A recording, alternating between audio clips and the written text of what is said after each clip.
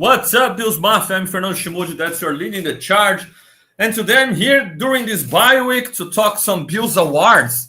Bills Midseason Awards, it's not exactly mid-season, obviously. We've been through 11 weeks already this season. The Bills have a 9-2 record so far and just 6 games ahead, right? So not exactly your mid-season awards, but if you ask me, it's always the best time of the year to pick those best performers during the bye week. I feel like if the bye week isn't extremely early or extremely late, I feel like it's the best week to discuss who are the Bills' best performers so far, who have been those guys, and give them their flowers. So join me today. Give me your opinions via chat. We are live on Rumblings Network. We are live on my own Fernando Schmude channel. So please like, subscribe, keep supporting me, keep supporting Rumblings Network. We are producing content from Bills Mafia to Bills Mafia all over the world. So we count on you. We are also on your favorite podcast places. So you can find us on Spotify, Apple Podcasts, Amazon, Megaphone. So rate us there. Click play and follow us. So without further ado, let's start talking about those awards this season. The Bills have been 9-2, obviously for some people kind of surprising. If you've been following me, if you've been following my content, you know that I had this team at a 12-5 record in my preview. I could see they winning even 13 games this season, and it's likely now. If we see our record right now, it's very likely, and especially looking at the situations of our divisional rivals, it's possible the Bills win 13 games this year. And the worst case scenario, I saw this team winning 11 games, so I had pretty much big expectations for the Bills this season. I believe they could still be very competitive, especially in regular season. I trust Sean McDermott and his staff to do a great job during regular season. All my questions related to Sean McDermott and his how good he can become as a coach, they aren't related to regular season. I think he's pretty much proven as an awesome head coach in regular season, and my question marks about him are related to playoffs. I hope he can continue to get better and he can give a positive answer these next playoffs, but we are pretty much locked as the AFC champions yet again, right? And at 9-2, this season is very, very positive so far. And obviously we have a lot of candidates for those awards today because the Bills have played so well and so many new faces have emerged as the new superstars in this Bills team. So we're gonna discuss some of them today. Please hit that like button, subscribe, and support us at Rumblings Network. Support me as well on my own Fernando Schmude channel. Subscribe, hit that like button, and let's go. So I will start talking. I have the awards. The awards I will pick today are MVP of the team, Coach of the Year, Defensive Rookie of the Year, or of the mid-season, the year so far, right? Defensive Rookie of the Year so far, Offensive Rookie of the Year so far, Defensive Player of the Year so far, Offensive Player of the Year so far, and Most Improved Player. Okay, those are my awards for today's episode of the Leading the Charge. And I will start with the MVP. It's the most obvious, so I will start from this one. I thought about taking Josh Allen away of this discussion because he's obviously the MVP of the team. It's no discussion at all, right? We know this team goes as far as Josh can take them. And that's why I thought it wasn't fair to take him away from this discussion and not give him the award. He's the MVP. He's the obvious choice there. He's yet again for the third or fourth year in a row. I think the third year in a row at least. An MVP, a real MVP candidate in the league, fourth year in a row, if I'm not mistaken. Yes, because 4 years ago he had a pretty much his best season so far, and probably Aaron Rodgers having a great season for the Packers as well. got the award. But it wouldn't be fair to not have Josh as a candidate today, because he is the Buffalo Bill. He is the guy that carries this team. He's the face of the franchise. He's playing so well yet again. The biggest criticism towards Josh always been about limiting turnovers, limiting interception numbers, and he's shown so far this season that he can do that. It's not like he hasn't shown it yet in his career, because he's shown it during the playoffs, during the most important part of the season against the best teams. He's shown that he can play at the highest level and limit turnovers. He's done that in several postseasons so far, at least in the last postseason and 2 postseasons ago that ended in 13 seconds, when he had probably his best stretch of his career, the best football he's played in his career so far.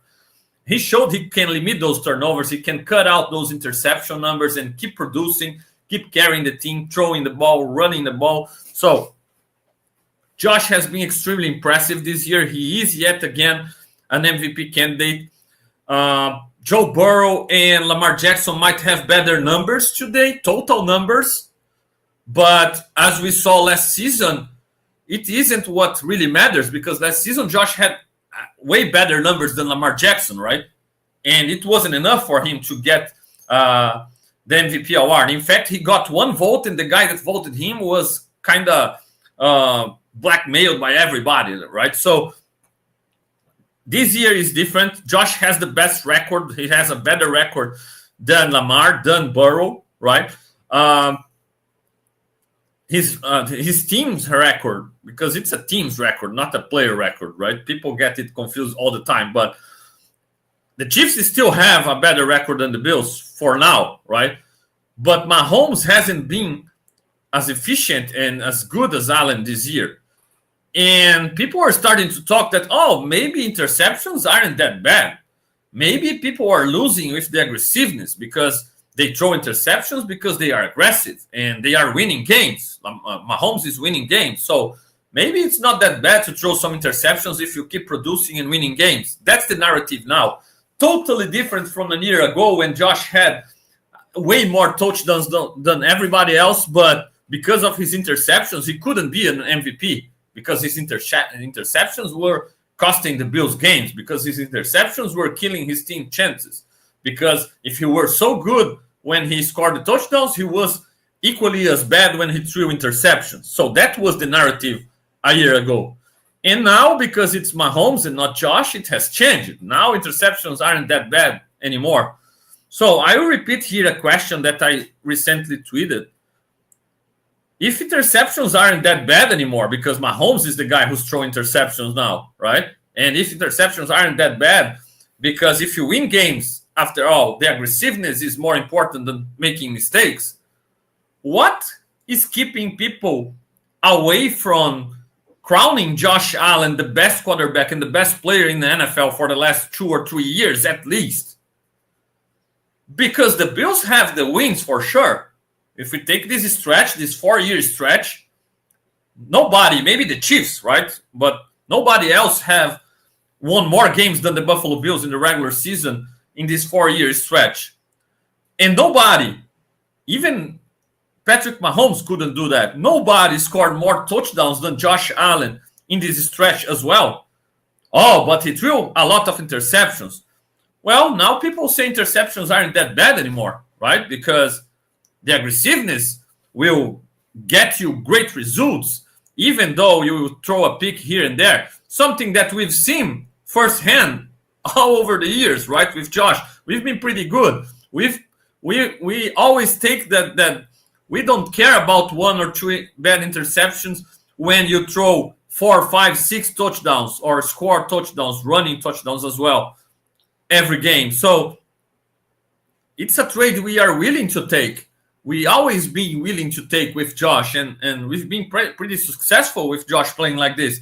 But no, Josh was a turnover machine. Nobody, I haven't seen a lot of people calling Josh a touchdown machine. But a turnover machine, everybody likes to call him that. And now that he's cut the turnovers out, he keeps scoring touchdowns. His team is winning a lot of games, but Mahomes is turning the ball over. oh, maybe interceptions aren't that bad anymore. So if interceptions aren't that bad, man, Josh Allen is the best player in the league because nobody has produced more than Josh in the air, on the ground, carrying his team, being the total focus of his offense. Mahomes is great. I will never take anything away from him, but it's undeniable. Just like Russell Douglas said in an interview recently, it's not just playing against Mahomes, it's playing against Andy Reid, and Andy Reid always has something ready for you, prepared for you. He has always something new. He has something difficult to defend. All right, all those motions, all those schemes, all those screens, willing to run the ball when the opportunity arises.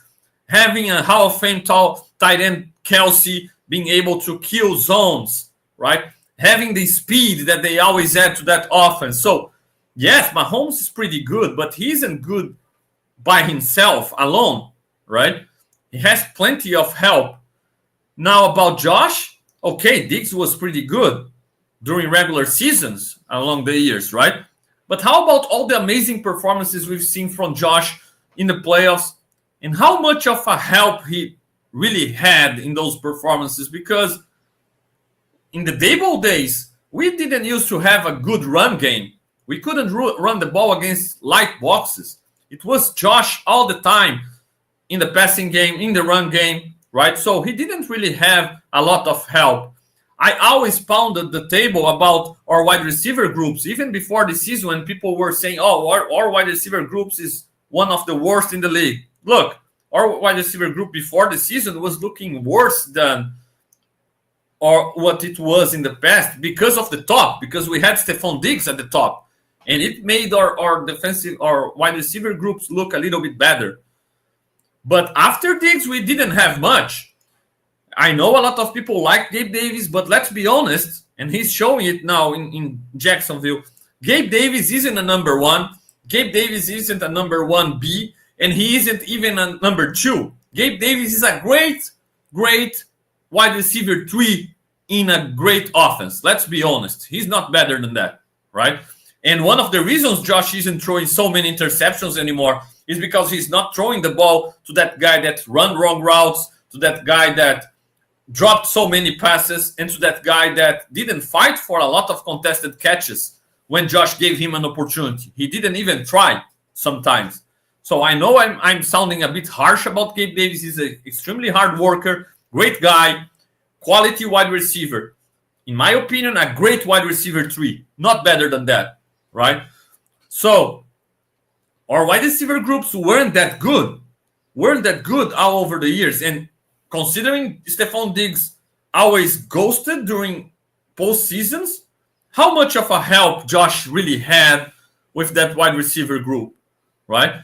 If you look at our wide receiver group now, I won't even say now because now we have Amari Cooper and then it's a totally different conversation. But at the beginning of the season, we didn't have the top wide receiver 1, but we had up-and-coming Kincaid, up-and-coming Shakir.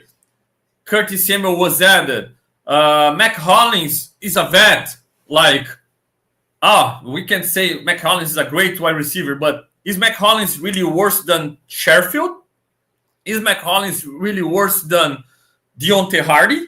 Because those were, at the beginning of last season, our number 2 and 3. Shakir was just there was even discussions about if Shakir would make the team after his rookie year, right?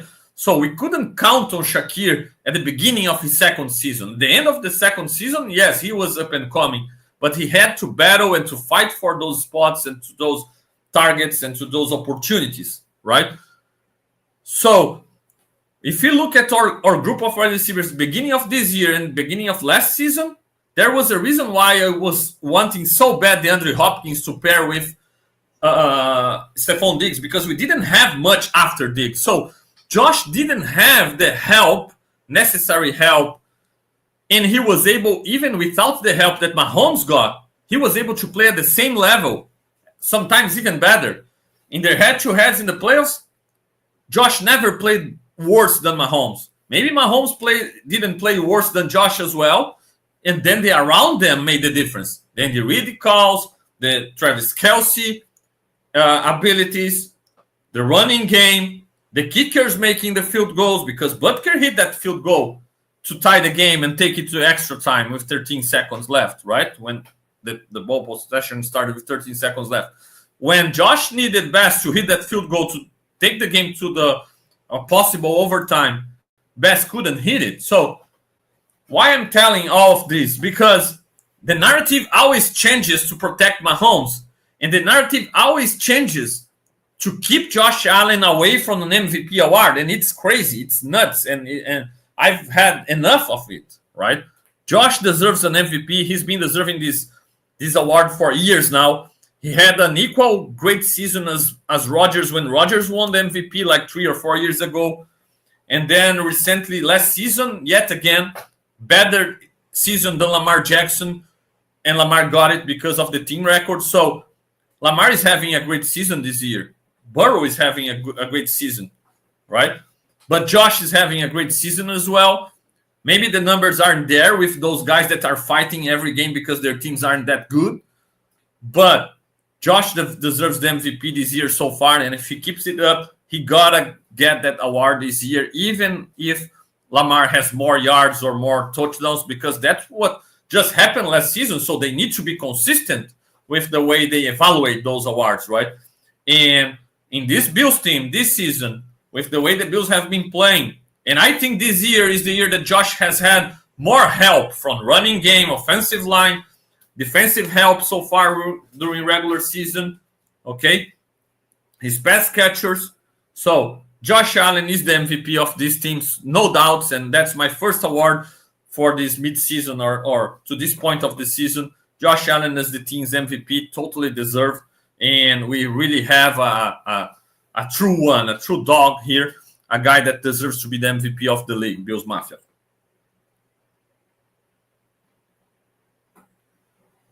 So moving on to the next award on my list, and please hit that like button, subscribe to Fernando Schmude channel, help me out.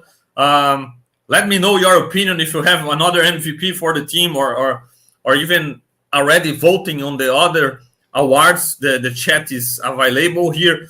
We're live, but also if you're watching at the other moment, please comment on the YouTube comment sections and share your votes and your candidates, your picks for those awards. It will be a pleasure to interact with you and also know about your choices. So Josh Allen is the MVP. Coach of the year. Man, this is a tough vote here because so many deserving coaches so far, right? And again, Fernando, but McDermott, he makes so many mistakes in the playoffs. He cost us and a lot of things like that, a lot of criticism like that. I share some of those criticisms as well. But when we need to give him props and give him his flowers, it's fair as well. And during regular season, and yet again this season, everybody makes mistakes, but he's been extremely good, and his staff has been extremely good. He's changed a lot of pieces in this staff, and all those guys that came in are performing at an extremely high level, right? So it's good to see. It's really good to see. And I had some candidates for this vote, and for that I will have here the Buffalo Bills website page open. So let me share on the screen with you, and obviously Sean McDermott would be in the conversation because everything goes through him, and I can understand if people vote McDermott so far as the coach of the year for the Bills, because it would be fair. He made the choices to fire and change some of his coaches, so he's been very good this season. I feel like he's made some he has gotten better with his, for example, last game, I don't think he should have went for that fourth down before the half, right? He had an opportunity to kick a 51-yard field goal with Bass, and he passed on it and went for the fourth down, and the Bills couldn't convert. But I had it in my mind like, okay, I'm not with McDermott on this decision, but if he's going to make mistakes, always going with I'm going to trust Josh Allen more than my kicker. I'm going to trust Josh Allen more than my defense. I can live with that. If he is going to be consistent with that, I can take it. All right. And that's exactly what he's shown later in that game, because the Bills were in another 4-down situation, game on the line. He could have kicked the field goal and forced the Chiefs to march down the field and score a touchdown. A field goal wouldn't be enough for the Chiefs to win that game. And playing at home and being a defensive coach like McDermott is, all right, it would make all the sense in the world. I will go further. I will say, if it's old McDermott from some years ago, I have no doubt in my mind he would kick that field goal and trust his defense, because that's what he's always done so far in his career. He's a defensive coach. His defense is his baby. Oh, Babbage is defensive coordinator, but he always will have a hand on that defense. It always will play the Sean McDermott brand of defense. So I have no doubts in my mind a McDermott from some years ago would be like, kick that field goal. Let's trust our defense. We're going to get that job done. Sean McDermott this time, he's shown growth, because he was like, just like he said in the interview before, after the game, he said, look, Andy Reid and Patrick Mahomes, they have been in those situations so many times, and they have been able to come back so many times. They have been able to score so many touchdowns in those situations and win those games. They are simply too good that I couldn't give them that chance. Man, that's a lesson of humility, in my opinion, by McDermott, because he could be, can you imagine, for example, I might be wrong, okay, but can you imagine Rex Ryan with all his bravado from years ago, if he's in a situation like that, maybe recognizing that, look, that offensive-minded coach and that quarterback, they are too good for me to stop them in a game-winning situation with my defense. I honestly can't see it. And look, I'm not an anti-Rex guy, and I feel like he made a lot of mistakes as a Bills coach, but he had a lot of good things as well, and now he's a great color commentator, and he was a great coach, especially for the Jets, but whatever. I can see a guy like Rex. Those guys, they are proud. They have, they trust themselves. Obviously, they have a lot of confidence in their capabilities, and I have no doubts in my mind that McDermott would trust his defense in that game-winning situation against a lot of people still, and he trusts his defense, and he would do his best if it was the only option. But having the option to decide between winning the game with his defense, what he's known for, a defensive first coach, a former defensive coordinator, right? Winning the game with his own baby, his defense, or winning the game, putting the game on Josh Allen's hands and saying, okay, I trust Josh more than my own defense. I trust Josh more than my capabilities of stopping Andy Reid and Patrick Mahomes in a game-winning situation. So that's a huge lesson, in my opinion, a huge humility lesson from McDermott. And that's, in my opinion, steps in the right directions. It shows growth. When I speak about Sean McDermott's growth as a head coach, and he's been growing, we can't be unfair and say he hasn't shown growth, because maybe he's not developed as a head coach as fast as Josh developed as a quarterback and became a true superstar and the best player in the game. McDermott didn't develop or hasn't developed the same way. We can't say McDermott is the best head coach in the game, right? Especially with his playoff blunders from some of the past years. But he has developed, and it's kind of difficult to expect him to develop as fast as Josh did, because what Josh has done is amazing. It's unique.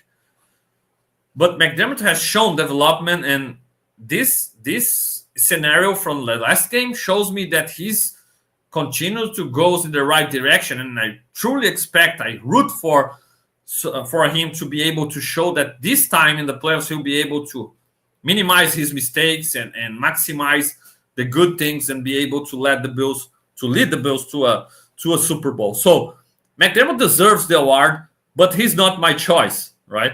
And we can make a case for McDermott. We can make a case for Bobby Babbitt, a rookie defensive coordinator who's been so good. And maybe with him calling the shots in the defensive side of the ball, he's been able to add something to McDermott's defensive repertoire and for a change, right? So Bobby Babbitt has been awesome. Joe Brady has been awesome with the way he's built this offense, the way he's been able to. I thought in the beginning of the year, he was going too much to the side of being a run-heavy offense instead of a balanced offense. But they've been able to correct it. They've been able to be more balanced and more unpredictable. So props to Joe Brady as well.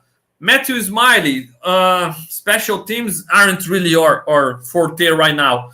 But then we have several coaches. And one of those two guys, in my opinion, Jamil Adai, the cornerbacks coach, and Joe Dana, the safeties coach, those guys have done an awesome job, okay, with their groups. First, Adai, first-year cornerbacks coach, and he's been able to coach Rasul Douglas and especially Christian Benford to a great year so far. Christian Benford has emerged as a top-notch cornerback in the league, and I will go further. I really believe Christian Benford already is a better cornerback than prime Tre'Davious White, and I know a lot of people won't agree with me, all right, because Tre'Davious White was able to become an All-Pro and to be a perennial Pro Bowler, and he was very good. But I remember prime Tre'Davious White having some trouble with bigger guys, having some trouble with Kenny Golladay, having some trouble with Gronk, obviously, who wouldn't? Having some trouble against DeAndre Hopkins, right? And I'm not saying Christian Benford is the new Darrelle Revis and has no trouble with anybody. Even Darrelle Revis had trouble with Stevie, as we know so well. But Christian Benford is becoming a great cornerback in this league, right? And he's been able to play man. He's been exceeding playing in the Bills zone schemes. He's been able to play on the ball. And even his fouls, when he commits some fouls, they are smart fouls. So he can tackle, he's physical, he's big, he can run. So it's a matter of time, in my opinion. Maybe you don't agree with me right now, but when the season ends and if people don't overlook him, because if you look at every major statistics or every metrics of evaluating corners, Christian Benford is always there, top 5. So he deserves an All-Pro nod this year. If he keep it up until the end of the season, he's an All-Pro corner, right? And he kind of is the face of what I've said before the season when a lot of people wasn't really confident in this Bills team. And I said, look, Tre'Davious White, he's in the same. Jordan Poyer is in the same. Micah Hyde is in the same. We need the new superstars in this defense. We need the new guys to emerge, all right? And Christian Benford is one of the faces of those new guys emerging as the new superstars of this defense. Christian Benford is a true superstar in this defense, right? So I really like how he has developed, and huge props, obviously, to himself and the work he's put up, but to Jamil Adai, because it's not just Benford. Douglas has been good. When Kyle Elam was needed, he played good. When Ingram was needed, he played good. So those corners are prepared, right? And then props as well to the nickel coach, Scott Booker, right? Because when you talk Ingram, Ken Lewis, who has played really well, and obviously Taron Johnson, Scott Booker has a say here. And with the safeties, Joe Dana, look at this group. Look at this group with Damar Hamlin, Taylor Rapp. Bishop is the first reserve, right? Ken Lewis is still a safety as well. All those guys have played extremely well. We haven't missed Hyde or Poyer, right? And obviously Hamlin and Rapp aren't ball hawks as prime Hyde and Poyer were. But how many times we've seen some big-time runs or some after-catch opportunities stopping in Taylor Rapp, in open field, because he was able to position himself well, tackle really, really well, and avoid a big play becoming a touchdown play, because we've had some big plays against us, but big touchdown plays. All I can remember is that Nico Collins in a mistake by rookie Bishop, right? But other than that, Taylor Rapp has been able to make some awesome open field tackles and stop those big plays to become touchdowns. And I don't remember Taylor Rapp missing one tackle this season. So he's been awesome. So all the props in the world to Joe Dana. But they are still just guys that are giving props. They aren't my choice. My choice for the coach of the year so far is Aaron Cromer. All right. Aaron Cromer, in my opinion, simply is the best in the business, what he does. Offensive line, okay? Offensive line, Aaron Cromer. This guy deserves all the props in the world from his work since last season, all right? I remember having interaction with Roger Saffold a couple of seasons ago. And Saffold was tweeting something about the offensive line. And I asked him, why did he think the offensive line didn't perform at the level we expected? Because before that season, when Roger Saffold was added to that offensive line, all right, we thought we had an upgrade there, and that wasn't a good season by our offensive line 2 years ago. And Saffold said, look, first year under Cromer, new schemes, new techniques, give it time. The guys will be fine. Next year, the guys will be fine. Roger Saffold said it, tweeted that, answering my question. And last season was already good. We saw a great season by our offensive line last season. Every starter playing every snap and every game, no injuries, a consistency, a run game that we didn't have in the past. Happening last year, we were able to run the ball. We were physical. They could protect Josh. Okay, we saw a lot of great things about our offensive line last season. And Cromer was obviously heavily involved in that, right? And then we lost Mitch Morse, and a lot of people got worried because Morse was and is a great guy, good center, a great leader, experienced guy. But we learned that McGovern has been training with the second team as the center, taking snaps as the second center team all season long last season. So Cromer was already preparing him there. When I saw Eric Wood's podcast interviewing McGovern, he clearly was excited to become the center, and that's what he wanted to be, the tip of the spear, as he said, right? And I even said in one of my bold predictions for Buffalo Rumblings article this year was that McGovern would be even better than Morse. And a lot of people disagreed, but if you look at it right now, Morse is good, but how good has been McGovern as our center? So I really believe the Aaron Cromer has done a great job with all those guys, developing Osiris Torrance. Osiris Torrance, the job he did against Chris Jones last game was awesome. Few people in the league can handle Chris Jones one-on-one, have the power to do so, and Torrance isn't a finished product yet, but he's already a pretty powerful right guard, and he showed he can deal with even the best of the best in Chris Jones. So Edwards, a long-time Cromer pupil from his Rams days, Super Bowl champion there, trusted in as a starter in the left guard, and another huge, strong guy who was in the Anderson role last season as the extra blocker, and now as a starter, right? And then his pupils, his guys that he took under his wings and started to develop them, guys that weren't drafted, that had a lot of great physical tools, but weren't really great football players yet. Vandermark and Anderson, those two guys, undrafted guys, late picks, Cromer working with them over the years, third year with them now. And we see Anderson being an extremely important piece as the extra blocker in our jumbo package that we use at the biggest rate in the league, right? The team that use those heavy packages the most, or the second most, is the Buffalo Bills, top 2 in the league. And Anderson has been great in that role. And also when he needed to step in for some snaps. Vandermark just stepped in Spencer Brown's place and played a very clean game against the Chiefs. So it's all related to Cromer. Spencer Brown becoming a true starting level great right tackle. Props to Cromer developing the guy all those years. So really excited. Even Dion Dawkins, a guy that we are already used to trusting him. He's playing the best football of his career the last 2 seasons with Cromer. So great job by Coach Cromer. Even our run game, he's involved in the run game also. Our offensive line being able to establish new line of scrimmage, push people around, be physical. It's all related to Cromer. So, and that helps Josh a lot.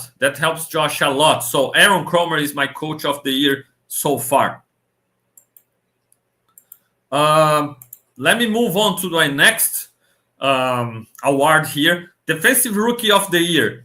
This one might be the award that we had less people deserving or the less exciting award so far. Because let's be honest, Bishop, I expected Bishop to be a starter already by now. Props to Hamlin for being able to, he knows the defense and he minimizes his mistakes and he's playing real solid football as a vet in this defense. So props to him. And unfortunately that Bishop isn't started yet because I really believe Bishop can elevate the level of or level of safety play.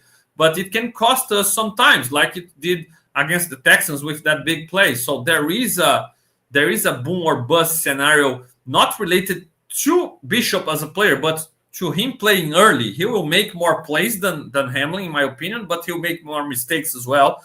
And that's a trait that the Bills staff doesn't want to do right now. And I can understand. I disagree, but I can understand that. With that said, Bishop out of the discussion here. I think, and Solomon having he hasn't had a lot of opportunities. He has 2 sacks this season already. And it's impressive because he hasn't had many opportunities.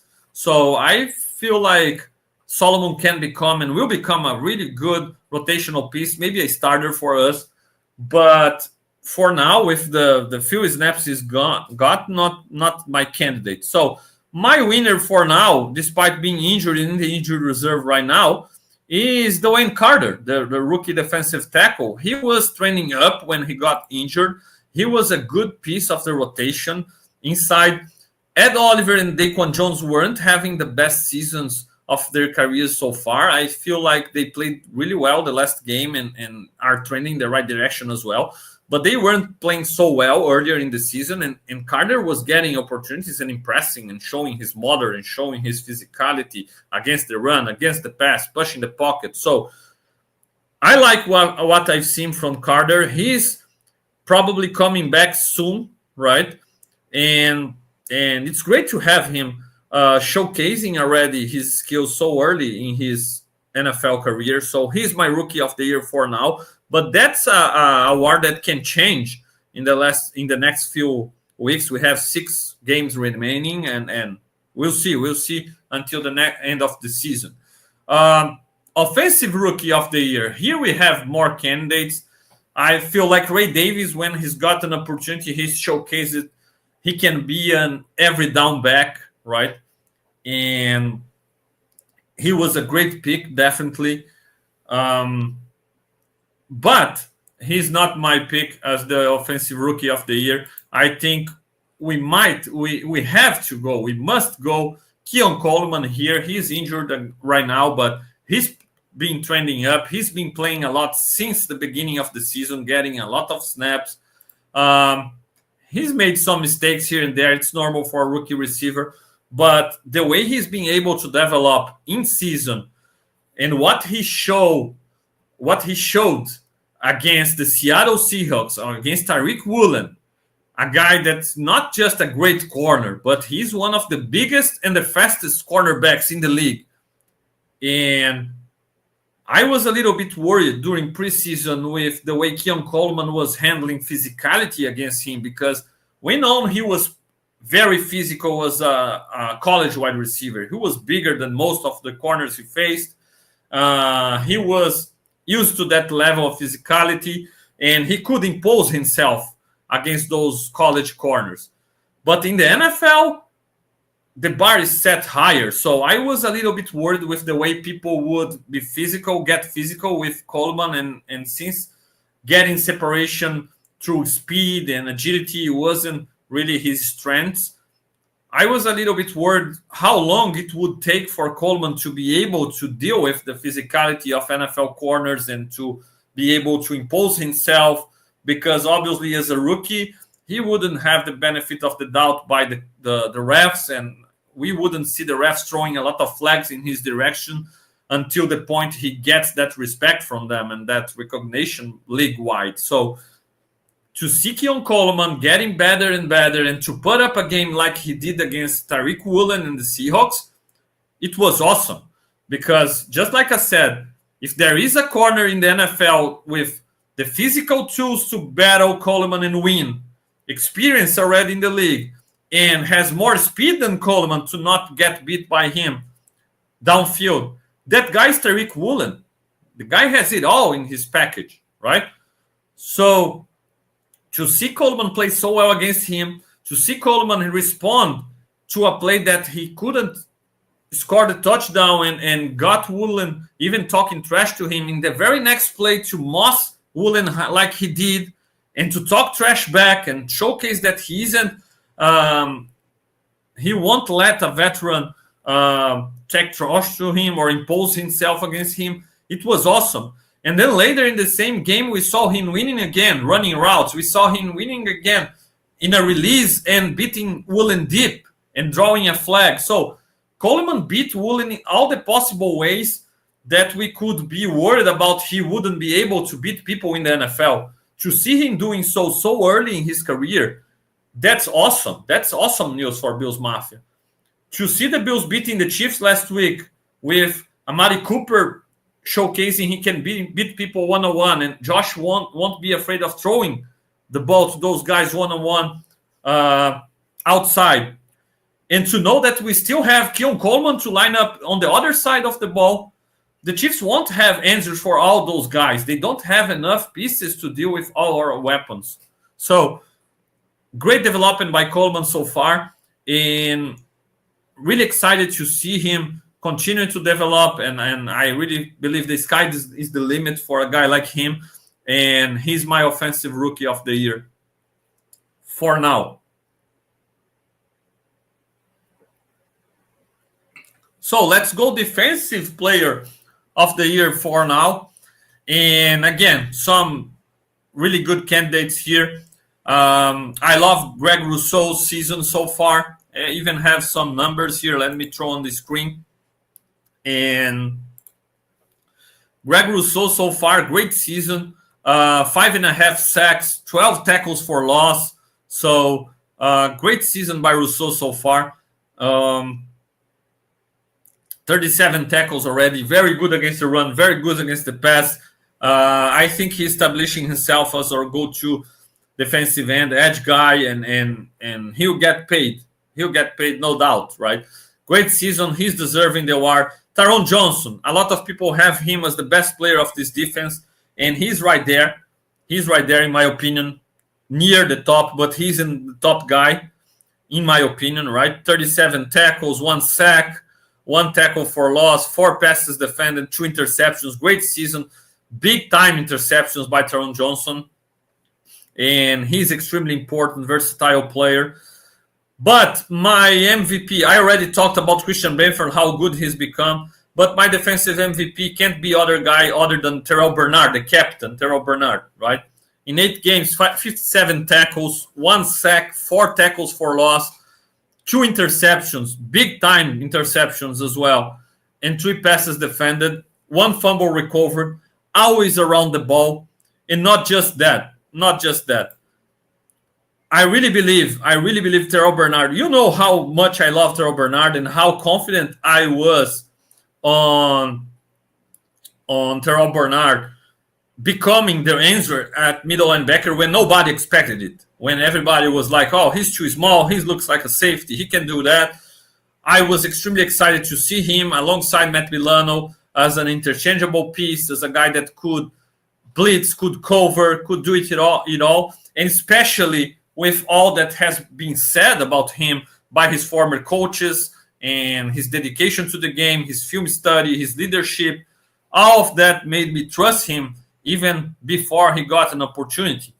And it really worked out like this, and even better than what I could expect, because how valuable is Terrell Bernard for this defense right now? He's the best player of this defense because he's the play caller, he's the captain, all right? And the way he knows what's coming, it seems, when you play Madden and you are playing alongside other guy, like in the same room, and the guy showcases the art of his offense, the play he called on offense, he pressed the button and showcases his art, and you can see everything. It seems like Bernard has this button when he's playing, because it's impressive how he lines up and looks at the opposing offense formation. He looks at the motions and he quickly can make adjustments and change plays and tell people. And the command he has of this defense in just his second year as a starter, the command he has and how often he makes the right adjustments, he put not just himself, but he puts his teammates in position to make some of those plays thanks to his calls and thanks to his knowledge of the opposing team's offense. That's something that isn't for everybody, right? And I really believe when the Bills drafted Josh Allen, they traded up for Josh Allen and drafted him to be the face of the franchise, the quarterback.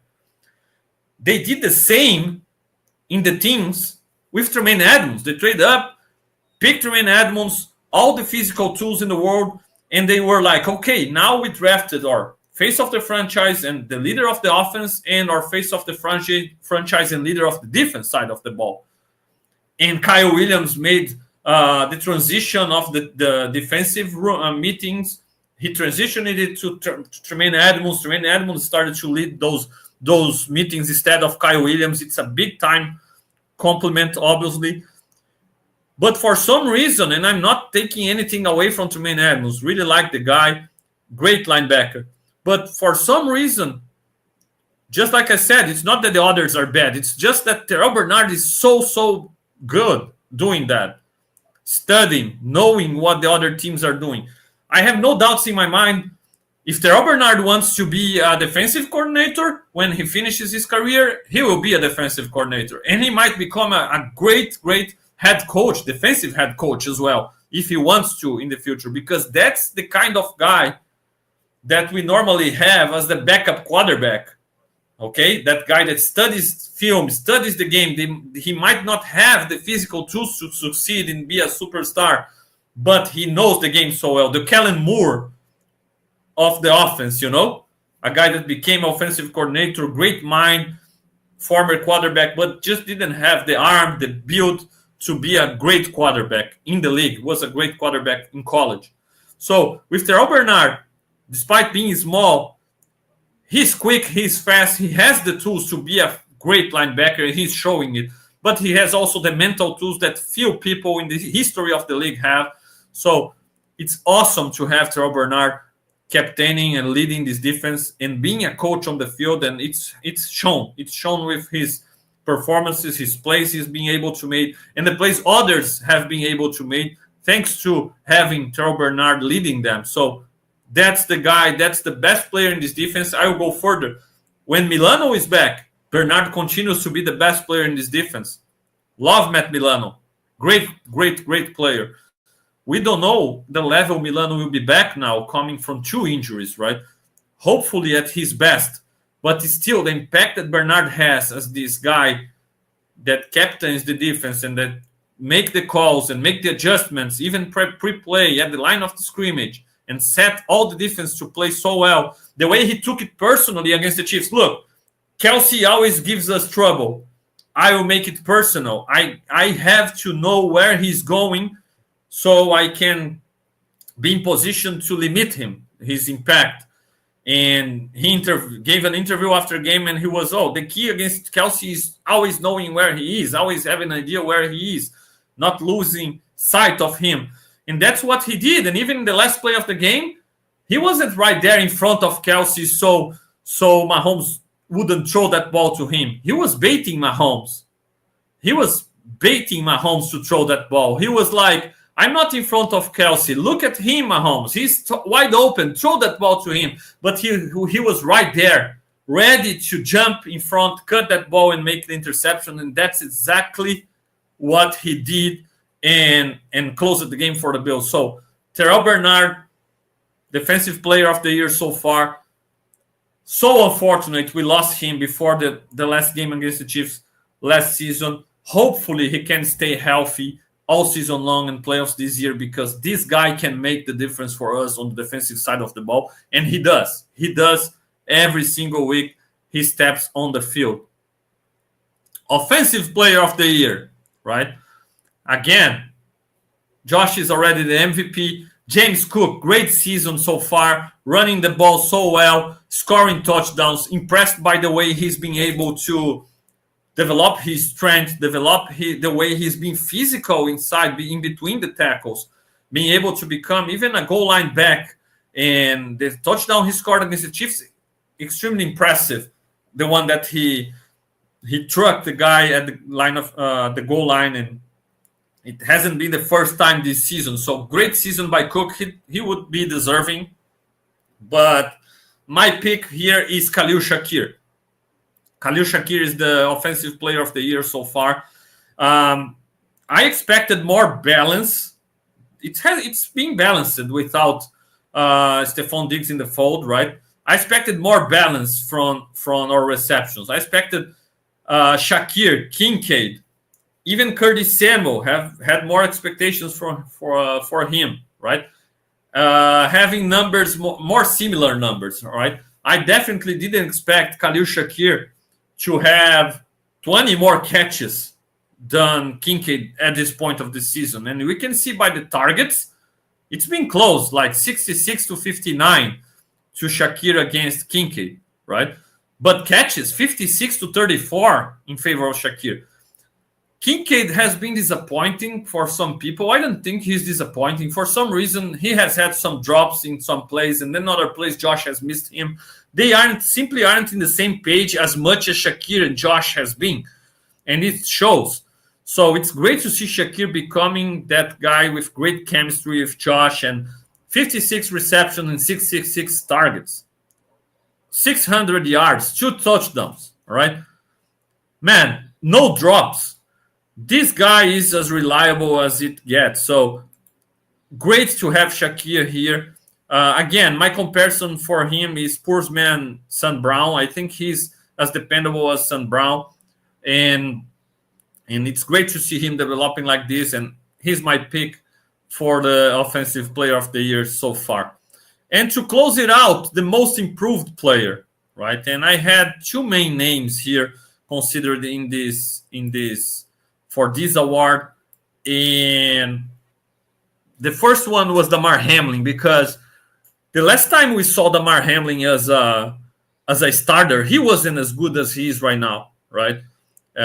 He was solid when he played in Micah Hyde's place 2 years ago as a starter, but he used to miss a lot of tackles, and obviously he was a second-year player, I believe, back in that opportunity. But now he's being able to hold Bishop keep the rookie on the bench. And it's been impressive because Bishop is a better athlete. Bishop is bigger, faster, all right? And no doubt in my mind, Bishop will be able to elevate the level of safety play when he becomes what he's supposed and what he will become. He got to be developed. He needs time as well, right? But Damar Hamlin, since the offseason began, and believe me, I had Ken Lewis ahead of him, and I still think Ken Lewis can be a better safety than Damar Hamlin is. But props to him. He's been able to hold the competition. He didn't allow Edwards to take his jobs. He didn't allow Ken Lewis. He didn't allow Bishop to take his job. and he's playing good football alongside Taylor Rapp. All right, he's being able to complement him well. He's had his interceptions, 65 tackles already, 2 tackles for loss, 5 passes defended, 2 interceptions, 1 fumble recovery. So Damar Hamlin knows this defense. He knows where he's supposed to be. He has developed as a good tackler. He's not as good as Rapp tackling, but he's a good tackler nowadays.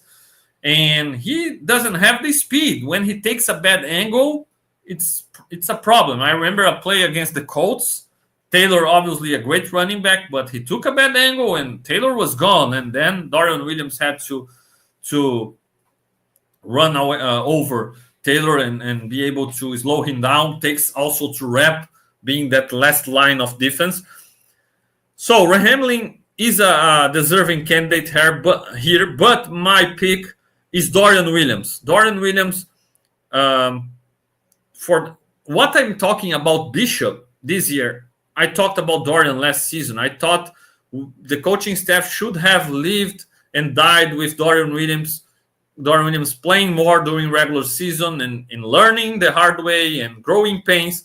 Last season even was more difficult because the Bills were having trouble record-wise and they couldn't allow to make many mistakes and lose more games. So that's why I get it, not playing Dorian, playing more Dodson, because Dodson knew the defense better, was there longer.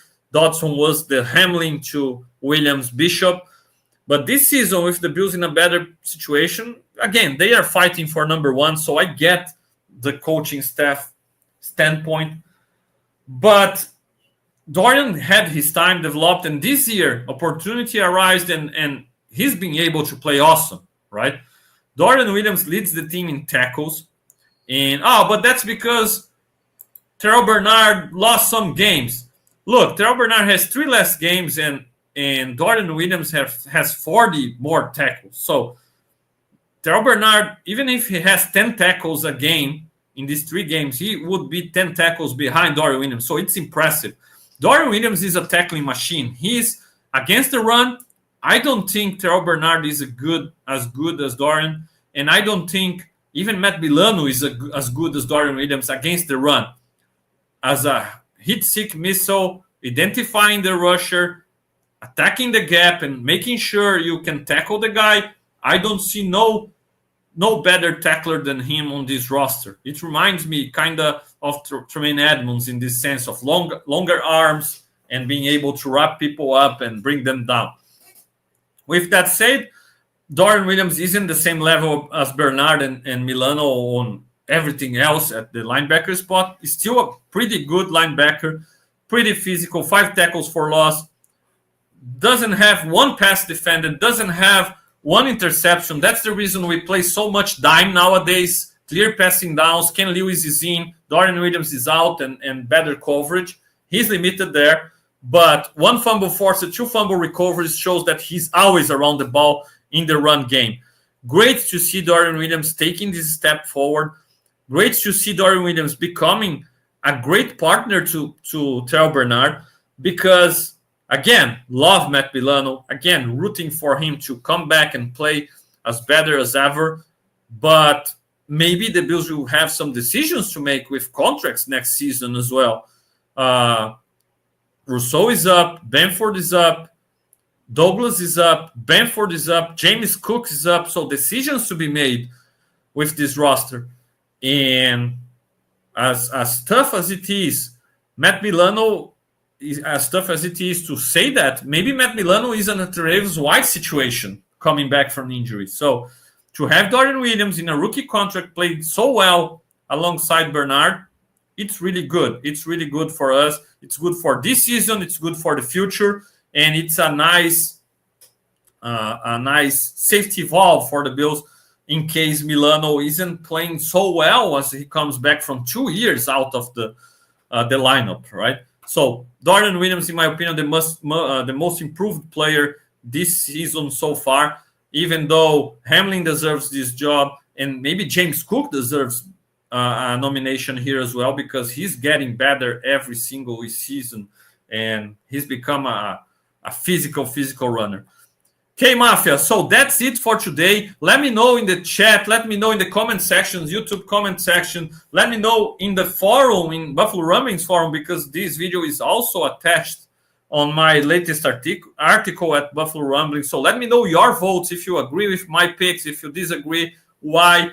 And it will be always a pleasure to interact with you, Bills Mafia. Hit that like button, support me, subscribing to my own Fernando Schmude channel, to Rumblings Network, supporting all the crew. We are doing our best to provide Bills Mafia with content from Bills Mafia to Bills Mafia. The Spud is here. Hey, man, how you doing? The Spud, long time no see, brother. Thank you for joining the broadcast today. And so that's it, Mafia. I'll be back on Sunday with the Leading the Charge in Portuguese, talking about this Bills season so far. It will be every Brazilian or Portuguese-speaking